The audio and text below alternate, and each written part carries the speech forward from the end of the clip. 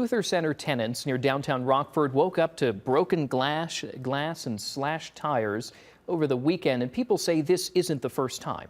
WYFR reporter Mike Walsh caught up with a resident of the center as well as the chief of police here in Rockford to get their thoughts. They flattened a bunch of tires, broke into cars, busted windows. Glenda Palmer says it's a bit of deja vu. Vandals targeted cars this past weekend at the Luther Center, an assisted living facility where she lives. This happened multiple times already in 2025,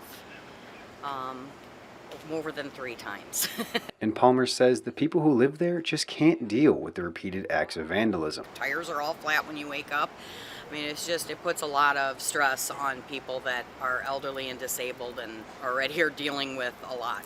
Rockford police opened an investigation immediately and say they have some leads. So we are actively working that investigation as well. I know we did locate some juveniles also that we were interviewing. But finding the suspects isn't the only thing police plan to do. Chief Carla Red says her staff of officers will watch that area closely. We put out directed assignments, extra patrols in the area as well.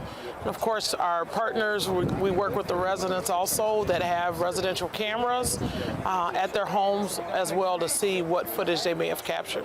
Red does think this event can be a reminder to all Rockford residents on what to do if you find yourself in a similar situation. First things first, make sure you file that report. If you have any video footage, neighbors that may have video footage, make sure that they're in communication with us. In Rockford, Mike Walsh, WIFR News. Chief Red says 2 underage suspects are being questioned.